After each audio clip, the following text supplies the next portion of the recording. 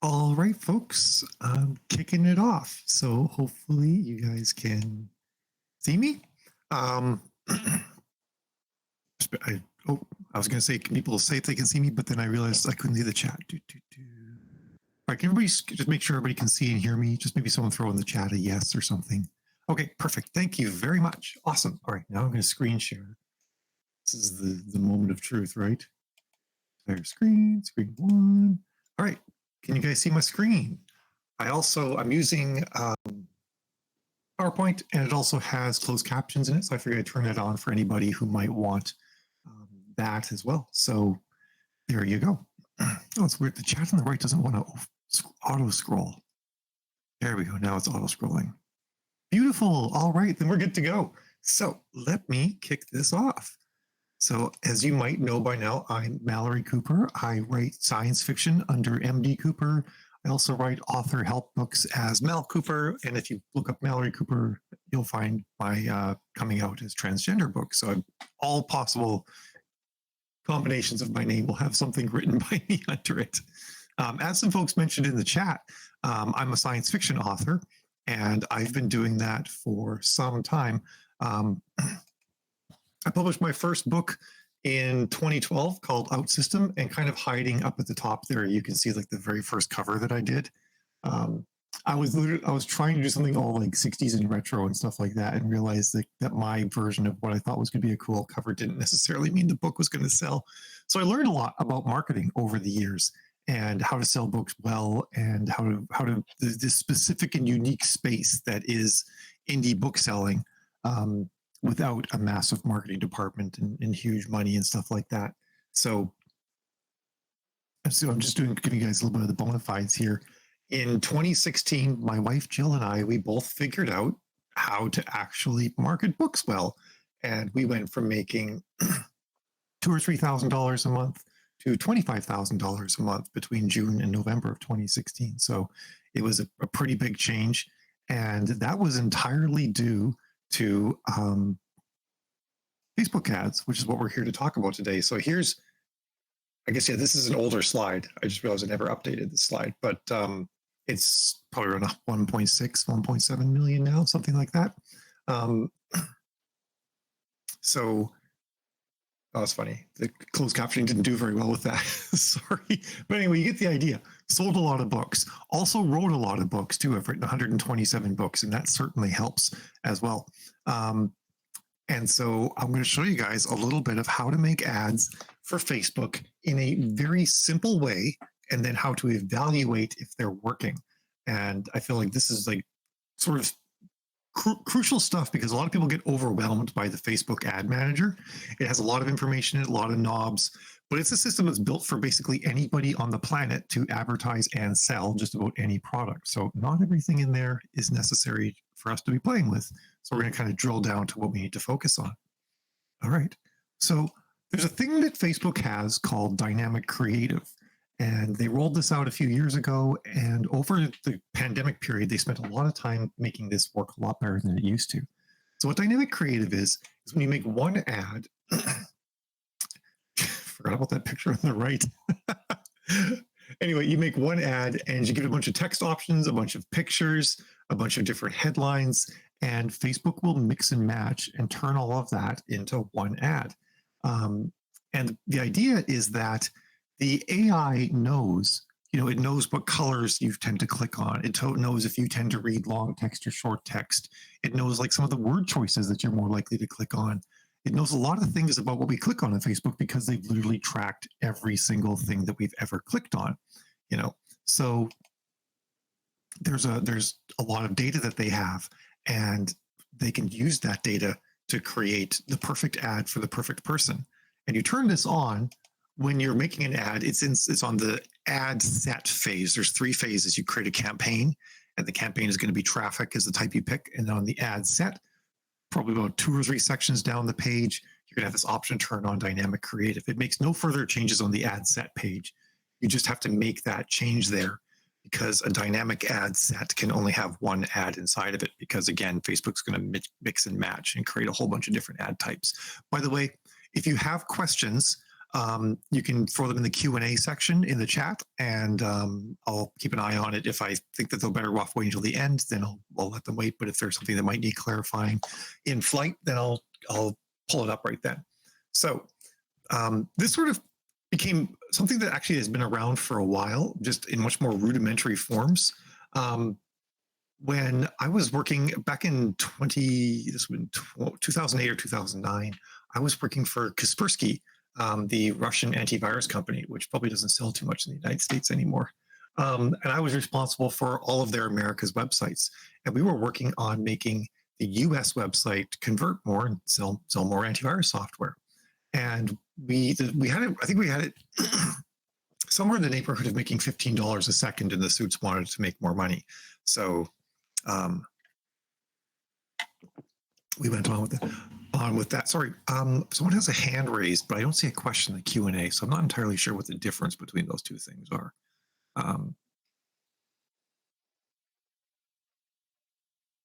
Okay, I shall proceed apace. So we were testing out all sorts of different buy buttons on the website, like what color the buy now button was going to be best. And we had red, and we tried blue and green and orange and yellow and a bunch of different things. And it wasn't unexpected, but red won. But orange was really close, which kind of stands to reason, because the colors are very similar. But I dug into the data, and I found that orange did better on the West Coast and red did better on the East Coast of the United States. So we coded our website to show a different button to different groups of people to convert better. And that was sort of like a very large scale personalization. I'll air quotes around personalization, since it was like, 170 million people on each side. But that was what we were doing there. And Facebook's doing something like that, but they're doing it on a per human basis, because they're looking at everything that we've done and then determining what we're more likely to click on and engage with. And of course, this serves Facebook as much as it serves us, the advertisers, because Facebook wants people using Facebook to like the ads they see. Because if people like the ads they see, they keep using Facebook. If Facebook is full of annoying ads for things that they hate, then people will stop using Facebook. So it's a win-win to have good ads on the platform. Some people don't like the fact that so many ads on the internet stalk everybody now. I'm like, hey, we could all go back to seeing a ShamWow commercial like 7,000 times while we're watching TV each night. I personally like getting ads for things that I'm interested in. So just my funny take on that. All right, so we're going to dive into sort of like what it looks like when you have a dynamic creative ad. So on the, remember ShamWow? Yeah, and OxyClean, in the same car ad forever. So when you're on the ad tab or in the ad stage of creating your ad, so there's creative, and then underneath that there's ad sets, and then the third tier down are ads. These are some shots of what the screen will look like, and you can put in multiple images. You can put in multiple primary text options. That's the text that goes above the image. And you can put in multiple headlines. And then there's a little toggle that says optimize creative for each person. That's the magic there. That's the thing you want to turn on, because that's where Facebook starts like looking at what it knows about people and then serving the exact right ad to someone. The great thing about this too is if I have 3 images, 2 primary text options, and 2 headlines, that's 3 times 2 times 2, which is 12. I've just made 12 ads by just putting in these individual things, and then Facebook will automatically determine which ones it wants to show. And I don't have to do a lot of analysis and worry. I don't have to say like, which ad did they see first, that got them to click? Did they see all these versions of the ad and then finally see the 5th version of the ad, and that's the one that got them to click? Because I know that Facebook is already tuning people's experience to show them the ad that they're most likely to click on.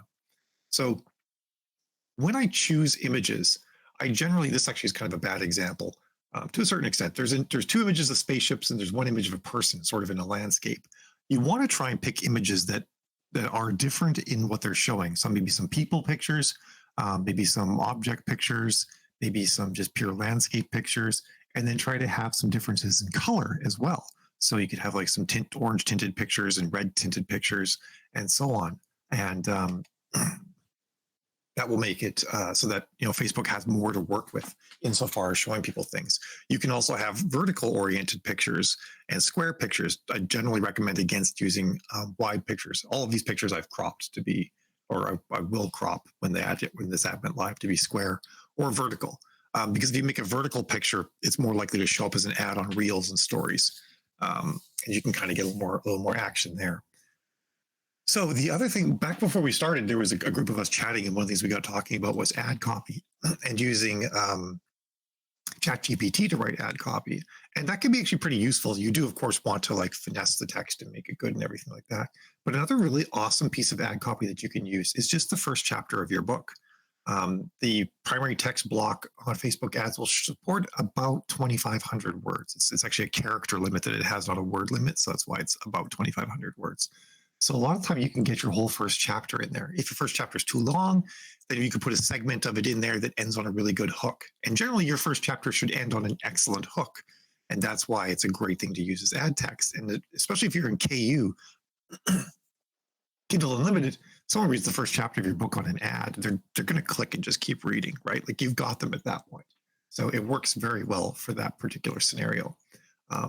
You'll see in the middle, the top middle, an example of something that I do that for books of mine or books of clients that are wide is, I somehow didn't put the Apple link in here when I made this, but I'll let's have a link to Amazon, I'll have a link to Apple, maybe a link to Barnes and Noble. If I have the book in print or audio, I'll also make links to those. And then lastly, I'll have a link to other retailers for all of the other wide retailers. And that's a great thing because a lot of people who are, buy off Amazon, they're kind of leery of clicking on book ads because most of them just go to Amazon and they're kind of tired of that. So seeing their own vendors in there, their own retailers in there that they prefer to buy from adds a confidence level for them. They're like, oh, cool, it actually is on Amazon. Or maybe they're more likely to try the other retailers button because they read in some esoteric platform or something like that, the Draft to Digital serves or something. So that's a great thing to do there as well to help with conversions and getting people to click. And then lastly, the print and audio is excellent too. For if anyone here has run ads, you'll know that you get comments on the ad all the time that say like, is this available in print? And is this available in audio? And uncharitably, you might think, duh, if you click the link, you would find out. But you never say that. You take a deep breath and you just give them a link and be all cheerful about it. Because of course, we want them to just go click it. We don't want to have to get into like an argument about Amazon's user experience with them. So you do that. But then you think to yourself, like, are they ever going to see this comment? And for everybody that commented and said, is this available in print? There's like 9 other people that just wandered away because they didn't know and they weren't sure. If people aren't sure, they won't do it, right? They don't engage with things that they're uncertain about. So having those links in there at the bottom of the text works really well for getting people to understand what's available and where it's available and encourage them to click. So yay, no questions yet. I shall sally forth. All right. So I'm very excited here. You just made an ad and made 12 ads in minutes, and it literally can take you that long, just like 5 minutes to make 12 ads, maybe 10 if you have to play around with audiences for a little bit. I didn't get too deep into audiences because that's a much larger topic. Audiences, of course, is what Facebook calls who you're showing the ad to. And when you're building audiences, what you're likely going to find that most of the authors you want to target aren't available. Facebook has a very limited number of authors that are available, but there are a lot of genre options that are in there. You can also target a lot of TV shows or movies, and then they have this option that says narrow down or narrow interests. It says narrow something. I suddenly can't remember. You can click that and you can put in like fiction books, and you can basically say, I want to target people like Firefly and Battlestar Galactica and Farscape and Lex and other weird esoteric sci-fi, and then say narrow by fiction books and build an audience that way. So that's just some quick tips in how to build audiences. If you write romance, you're not going to have a problem. There's tons of authors that you can target for romance, but other genres can be a little bit trickier. Brown Coat Nation, that's right. Oh, there are questions in Q&A? That's odd, I don't see them. Weird. I went to the Q&A tab. Okay, sure. Yeah, let's do that.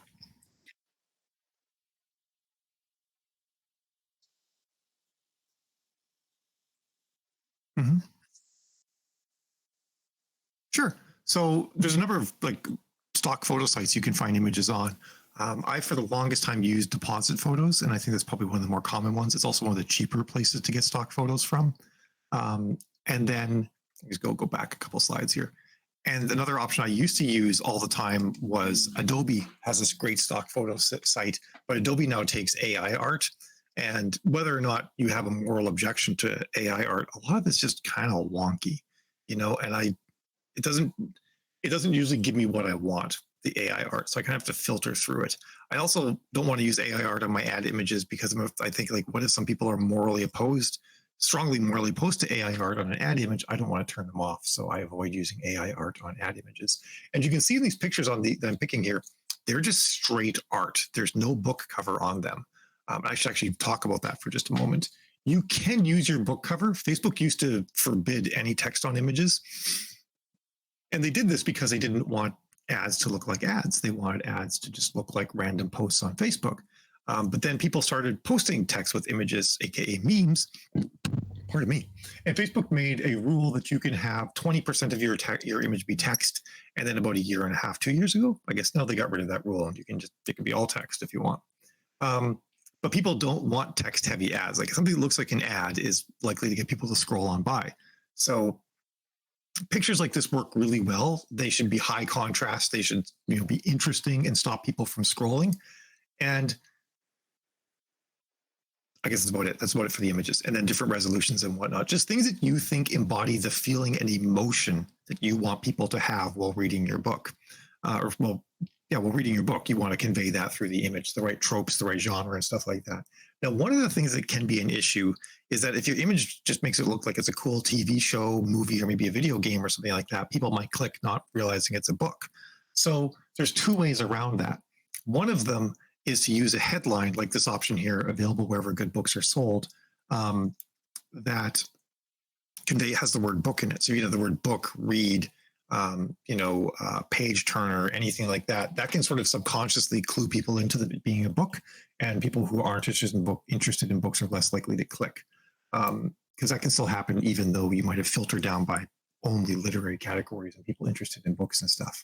Another option is to put your book image on the cover, or your book cover on the image. Got that backwards there. So I recommend, if you're going to do that, to make like a nice, cool looking 3D book cover and like stick it in the corner of one of these images, like something that may be taking up a quarter to a third of the size of the image. It all depends on how the image lays out, where the negative space is that you can fit a book cover in there. And that's going to have like a nice, compelling, artistic image that people can really see, and the book is going to convey book. You will pay more per click for those, but you might get better conversions, which could be worth it. So, Pixabay has free art. Yes, a lot of it is also pirated. I've seen a lot of art on Pixabay that should not be on Pixabay. Body liberation photos. That's cool. That's pretty awesome. I like that. I'm gonna have to check that out, Dana. Hey, someone already commented on. Else already commented on that. Suggestions for types of art for romance novels that will catch spicy readers' eyes but not get flagged by Facebook is inappropriate. Romance is an interesting topic, right? Because you could show it an angry looking dude, kind of brooding. He's wearing a suit. His top couple buttons are unbuttoned on his shirt, and maybe he's got like a tattoo on his neck. Boom, that's dark. That's bully romance. That's probably dark mafia romance. If he looks like he's a biker, then it's motorcycle club.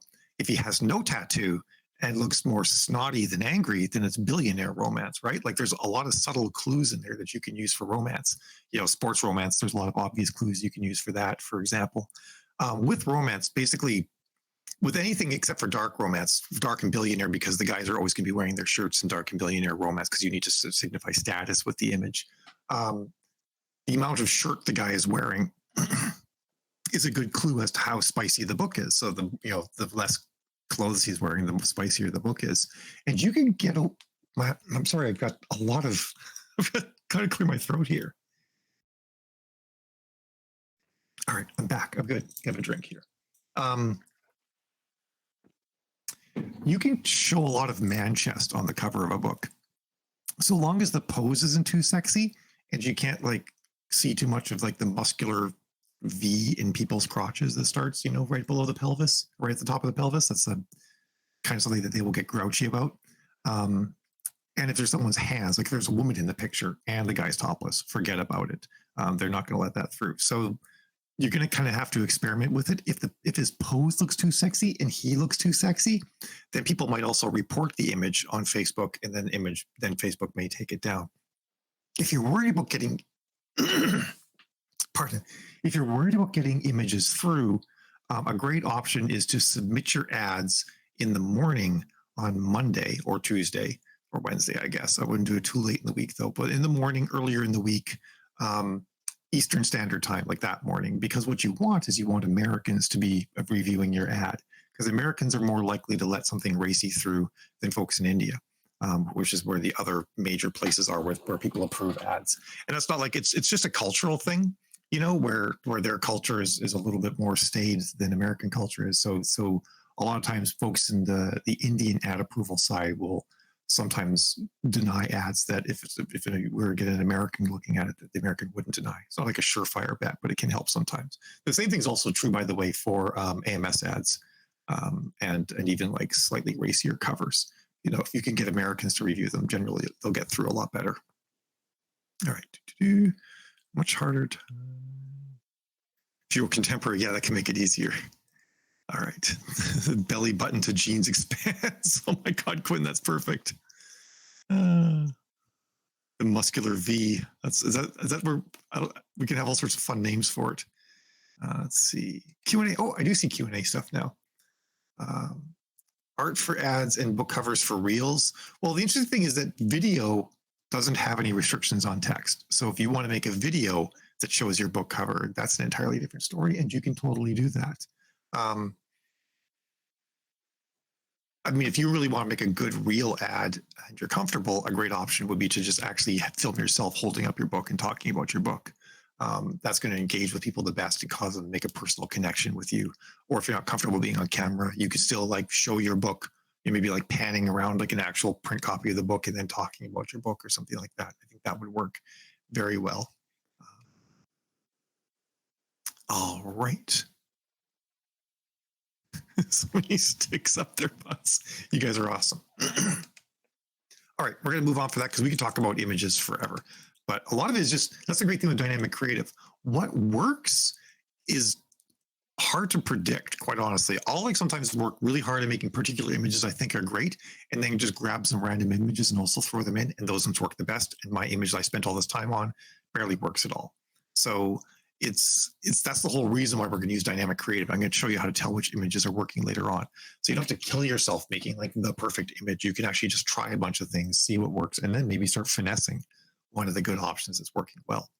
Do you pay per click received at the end of the ad run, or do you pay a standard fee up front? I think when you first start with Facebook, they're going to bill you like every $15, $25. And then as you get more of a good credit with them for paying your bills on time, they'll eventually move you up to $500, even $1,000 that they'll bill you at. So you always you always pay after the clicks. Just the amount of credit that they'll give you will extend the more and more you use them. All right, so the 3-day review. Once you make an ad, I recommend starting them at $5 a day if you don't have tons of money. If you can afford to burn a C note right now, then start them at $10 or $20 a day. But most time I recommend starting your ads at $5 a day to see if they'll work. And by day 3, you'll know if the ad is working or not. And there's a number, the primary factor for knowing whether or not an ad is working is the cost. So we got another question, Q&A. Primary ad color recommendation for genres. There is no standard colorization for most genres. I mean, other than like mafia romance is going to be a dark picture, and comedy is going to look like a comedy. It's going to look light and airy and fresh. The only genre that has specific colors associated with it is action adventure. Action adventure tints orange and blue. You actually like after this Google orange blue color theory, and you'll realize that like every Marvel movie and every Marvel poster is orange and blue. It's for whatever reason it became like the action colors, and it signifies that now in people's noggins. All right, do I have to mark off I've answered it? I'll let someone else deal with that. Anyway, we're going to look at cost. So, but we also want to know about people's interest in your ad as well. So we're going to look at the CPC. Actually, do I have a slide for this? I think I might not have a separate slide for cost. So it's just this. So cost is your cost per result, actually is what it's called. It's not cost per click, it's cost per result. Because a click on Facebook could be them clicking to your page or your profile or clicking like or something like that. Result is them clicking the link that goes off to the retailer or your website. And generally speaking, you want to have a CPR under 20 cents per click, or per result. I'm going to say cost per click all the time anyway, because it's just so ingrained. But the column is actually called cost per result in the Ad Manager. You really want to try and be under 20 cents US CPC. But certain genres, it can be harder to get under 20 cents, like military science fiction with queer people, which is what I write, is pretty hard to get under 20 cents per click. But I still say in the low 20s most of the time. My hard limit myself for ads, if I have an ads over 30 cents per click, I will kill that ad off, or I'll figure out how to fix it, but I won't let it keep running over 30 cents per click. If you're like contemporary romance, you should be able to get like under 15, 16 cents per click for your ads. So really, in a way, you're kind of just competing against yourself. You're trying to get a better cost per click by making an ad that better resonates with your audience. Because if it better resonates with your audience, Facebook can get more clicks out of you, and they can show your ad more often because people like seeing it. And it gets them past that whole, like, people don't like seeing ads unless they like the ads.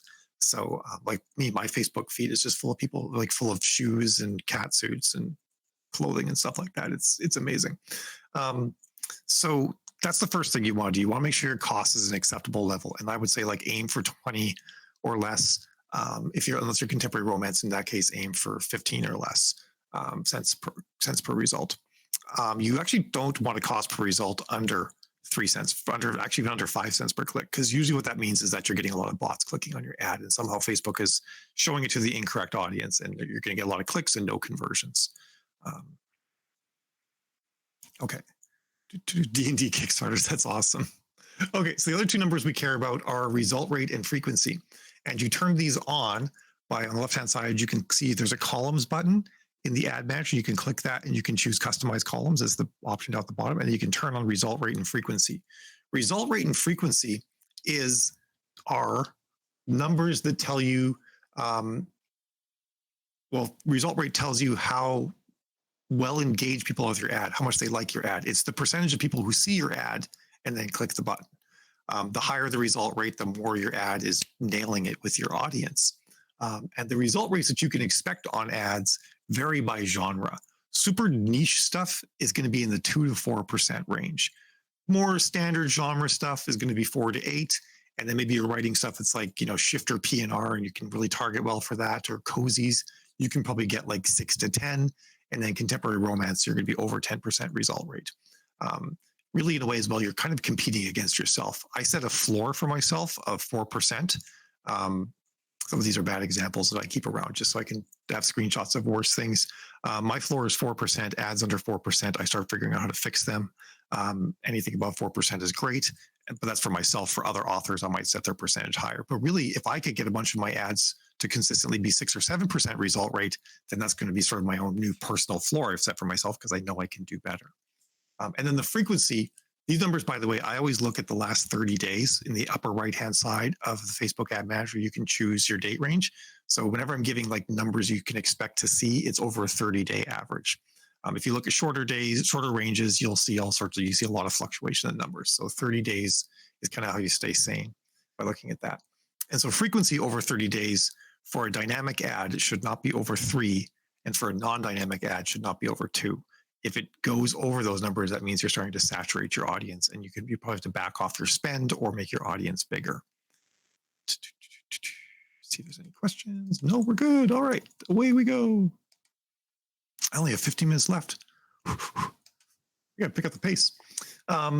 So this is the math section of the presentation. I'm sorry, but one of the things you have to kind of eventually figure out, and you can do this just sort of by guesstimating. Now that Amazon has attribution links, you can look up what those are. You can actually see how many clicks it takes to make a sale, or how many clicks it takes to get 1,000 reads, or something like that. So the clicks to sell multiplied by your cost per click is the cost to sell the book. So if it takes 15 clicks to sell, and my average CPC is 17, that means it's costing me $2.25 to sell the book. So you need to know, are you selling your book at a profit? Generally, you're not going to sell book 1 at a profit. You're going to need read through. Most authors need a 3-book series to actually be profitable with Facebook ads, because most of the time you're probably looking at like 1 in 30 clicks buys. So you're actually probably going to spend about $5 to sell book 1. And if your book 1 is $4.99, you're only making $3.50 off of that. So you need that read through to build up your profit. All right. Um, so what cost is okay? So you have to figure out what your series read through value is. This is what I was alluding to.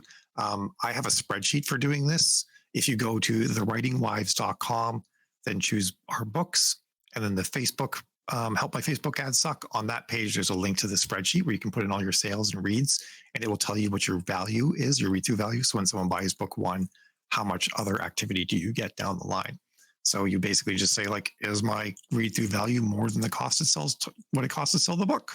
And I actually say cost times two because I want to double my money, right? So um, I should be making more than twice what it costs to sell the book. So looking at the result rate, I think I got ahead of myself. Yes, we already talked about result rate. But this is kind of an idea. It's a measure of how well your creative is resonating. And the reasons for poor result rate is the audience isn't resonating. They're not enjoying it, or two, the creative you're using isn't hitting with the audience you selected, which are basically two sides of the same coin. Usually, if I have a low result rate, I'm first going to go and look at my audience and see if I've picked something crazy. Like, I don't know, I write science fiction, I put Stephen King in there as a target or something like that. And maybe I'll pull out that kitchen sink thing that I threw in there. If I think like, no, I've like targeted like all these cool, awesome sci-fi authors like Heinlein and Robert Herbert and so on and so forth, and there's Isaac Asimov, and they're all like hardcore science fiction writers. But I'm still getting a low result rate. Then it's probably going to be my creative. I need to go and take a look at that. All right, keep an eye on the chat. Oh my goodness, no math. How much experience do you have in this ad world? I'm sorry that there's math, everyone. I've been running ads for on Facebook for 8 years now, and I've worked with hundreds of authors on their ads as well. So I talk about these numbers that you can expect to see in different genres and stuff like that. That's because I've worked with dozens and dozens of authors in those genres. So it's sort of, there's not a lot of people who have that broad experience. So it's kind of handy for me to be able to come up with these numbers because I see so many ads all the time, week in, week out. Any given week, I'm working with 15 to 20 different authors on their ads. So it's, there's a lot of like sort of just information that I get to collect over time that makes me fortunate. All right. So I think I already gave you these rough guidelines. Here they are now though as well. I will provide these slides as well, actually. So so the organizers can get these slides to everybody if you want to have this data on hand.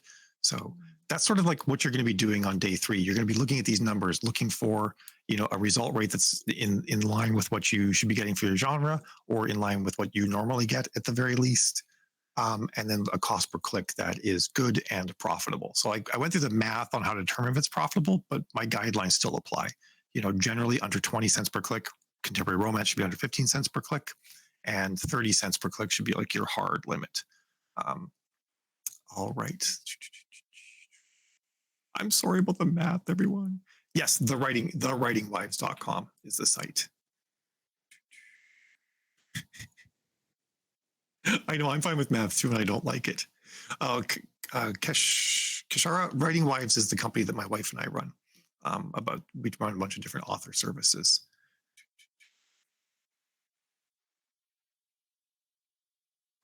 Was there a podcast called Writing Wives? If there's a podcast called Writing Wives, it's not us.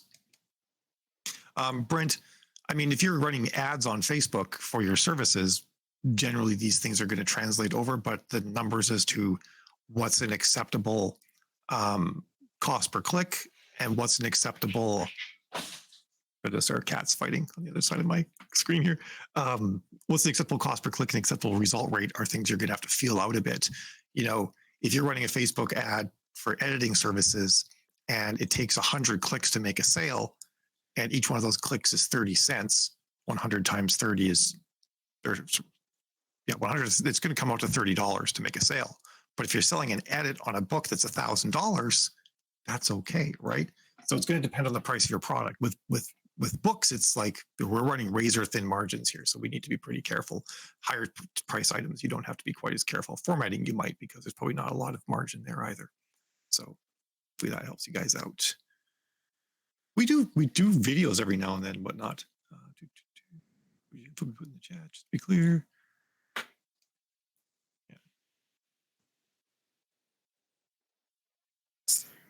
URL in thewritingwives.com. Our books help my Facebook ads suck, And then there's a spreadsheet in there that you can use to do a lot of the read-through calculations to know how much money you get when people read through.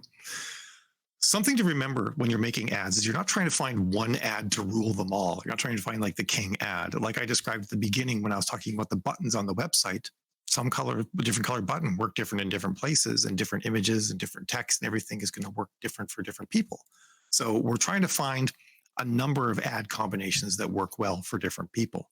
One thing I meant to mention, by the way, if you do put the first chapter of your book in as a primary ad text, clean it up, because they're not going to let it through if it's got like cursing and stuff like that. You can't even say hell. So you got to be squeaky clean. The Prude Patrol is currently in charge over at Amazon. Wait, someone asked for the cats? I don't know. They are grouchy right now. I don't think I could risk picking them up. All right, time to trim out the stinkers. So what do I mean by the stinkers? So when I make ads, I use all placements. I don't just put it in the Facebook feed. I have my ads show up everywhere. And of course, then I have all these different text pieces and images and whatnot. And Facebook will actually show us a breakdown of all these different types of things and how well they're working. So if I go by placements, you can, when you're in the ad manager, you go to the ad set tab, click the breakdown button on the upper right, choose delivery and then placement. And then you can actually then see all the different places your ad is showing up. And we'll see the cost per result and the result rate and the frequency in all of these different places. And then you just make the same assessment that you'd be making for the ad itself. You'd be saying, like, okay, the instant article thing there is 26 cents per click, and there's only a 1.228% result rate. People just aren't engaging. Now, some of the weird placements like right desktop and right side desktop don't get very high cost per click. But like, say, for example, right here it is, right column desktop, it's about 6 from the bottom, 17 cents per click, and only like 0.11% result rate, but they're cheap. And also, most people don't even remember that there are ads up there on the right side of the desktop. So I'm going to let that one slide, but I'm probably going to turn off the instant article. Another placement that can be kind of expensive is the Facebook feed on the mobile web, but you can't do anything about that. This is like the weird group of people who use Chrome on their phone to go to Facebook rather than the Facebook app. There are always expensive clicks for that, but you can't easily turn it off. There's esoteric ways of doing it, but it's not advised to do it that way. So you can basically make all the same assessments about these different placements that your places your ad is showing up, as we made about the ad as a whole, by looking at the cost per result, the result rate, and the frequency. And then when you can go to the ad tab and then click breakdown. You'll be able to click breakdown and then dynamic creative element, and then you can see your pictures and your text and how well they're doing. So I can evaluate these 3 pictures. And I can be like, wow, everybody loves this picture, 18 cents per click. So I got a bit of a low result rate. And these other pictures, Facebook tried them and just no one wants them. No one's engaging, and it made a decision to show this one. Sometimes it will do that. It will pick one of your images as a clear winner and show it most of the time. Other times it will actually give all the images even play. So if some of these images are doing bad, I would actually edit the ad and remove those images. Yes, that does affect social proof. Social proof being comments, likes, shares, and whatnot. Any instances of the ad that were using those images are going to be deleted. So the social proof is gone, but they were doing terrible. So I don't care about their social proof anyway. Feline overlords. Wait, what did Maggie ask? I got lost in cats. Maybe you could restate that. She put it in the Q&A. Maggie asked, what was the marketing mistake that you learned the most from? The marketing mistake I learned the most from was not understanding book covers. Although it's a bit of a segue, because it's I guess not understanding book covers in art. I used to try and think that it had to be like a scene from the book and it had to directly represent elements in the book. And what I realized later on is I'm trying to evoke an emotion in people. 95% of purchase decisions are based on emotion. So I want to get them to have emotional response, a good emotional response to what they see, and think like, oh, this looks like big pew pew in space. I love big pew pew in space. That gives me the happy. So whatever that means. So that's the big thing, is like understanding the emotion, understanding your genre and the tropes in your book, and then finding images that convey that well, both in your ads and in your cover, which is a whole other talk, to be honest. All right. So, and then this is like some examples of the primary text. You can see all the different text options and then how well they're performing too. One of the things too is that Facebook will take your headlines and try them above the image as primary text, which is why we see those two shorter ones at the top here. And apparently available wherever good books are sold above the image is working really well. And so Facebook is showing it a bit and it's getting some clicks. The one that's doing the best, the airlock was stuck again, is actually the first chapter excerpt from the story. So yay, that's doing well. And then you can look at the headlines by themselves. And we'll see that both these headlines are getting some equal play. They're pretty close in cost per result and result rate. I'm just going to let them go because they're both doing all right. Okay, so I have like 5 minutes left. I already talked about honing audiences, so I got ahead of myself there. These are different types of major types of audience: target by author, target by genre, target by TV, movie, and games. You could also target by other things people are interested in. I had this one author who writes cozies, and she's like, all of my readers are like over 65. I'm like, you could be stereotypical and target people who knit, and do crochet. So she did, and it worked. Sometimes those stereotypical things are useful. So that was step 4, is honing your audience. Pruning out bad things in your creative, honing your audience. And then step 5 is there is no step 5. You just do steps 3 and 4 over and over again, honing your audiences, removing bad options from the ads. If you take out too many images and too much text, you can try putting new pieces of text and images in, and Facebook will then add those into the roster and you can keep an eye on them. And that's kind of the bulk of it, to be honest. This is how you get some ads that can perform really well and run for a really long time and continue making money. All right, so we have a question. Sabrine Iris Gray says, I think I've done completely different Facebook ads before, but sometimes they sent ads to completely wrong places. They sent ads for in-person classes to Spanish-speaking countries, for instance. I never knew what I was doing wrong. I mean, when you first make an ad, it will target by default the country you live in.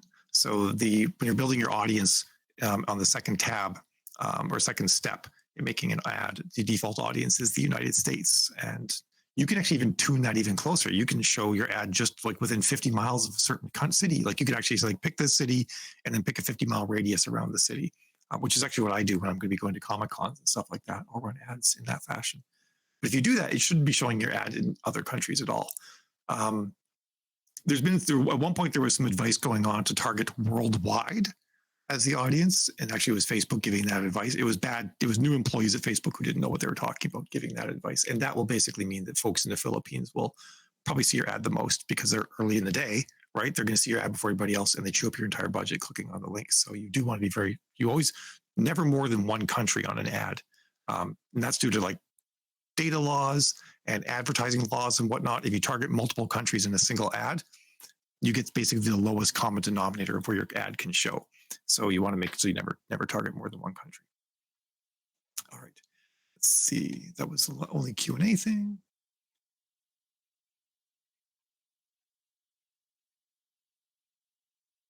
Wait, Maggie, is that like the best or the worst thing that you did? the red velvet.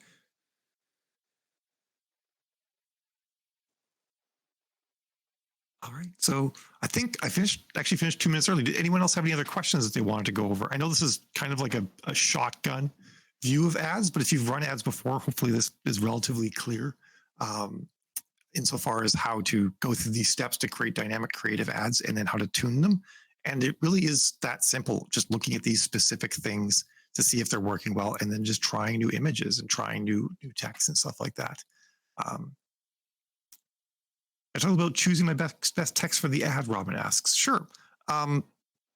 So generally speaking, for most genres, the best text is just going to be your first chapter, which is easy, right? You don't have to do anything. You already wrote it.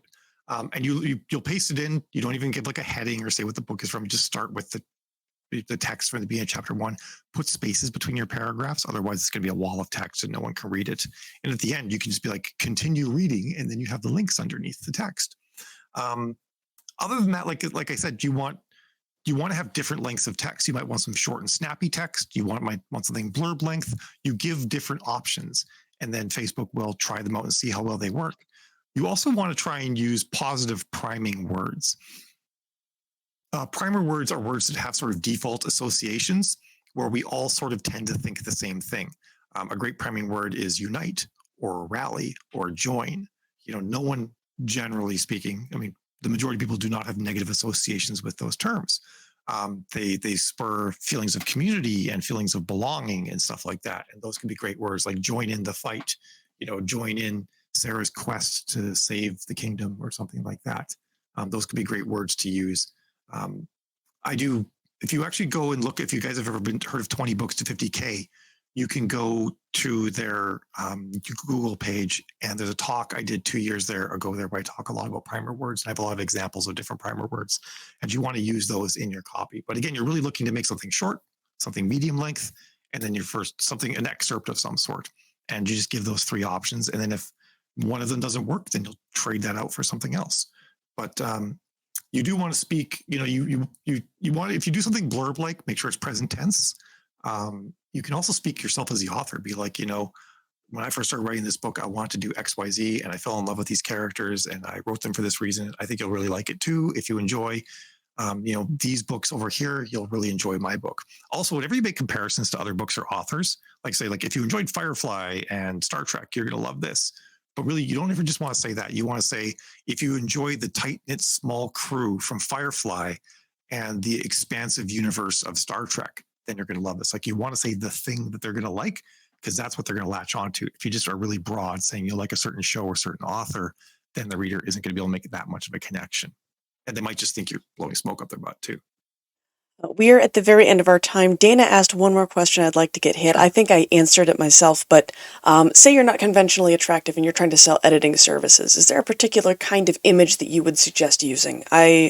My answer in text to her was to something that evokes people for editing, so stock images of red pens and books. But do you have some? I would do object-based stuff like that. Like you could even like show a stack of books that, like physical copies of the books that you've edited, or you could like, conventional things like a typewriter, or you could just use stock photos of someone like bent over a page, like working on something like that. Like it doesn't have to be you that's doing that. You can have a lot of things that evoke.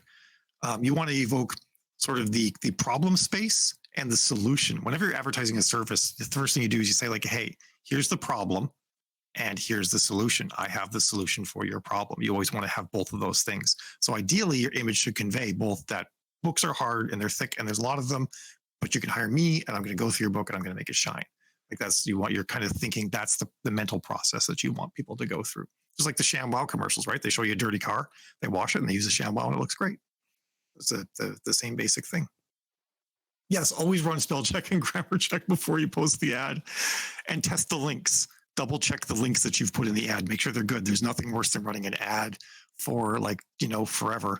And then it turns out that you had a bad link in there and you just blew a bunch of money on it. So that's my final advice. All right. Hopefully this was useful for everybody.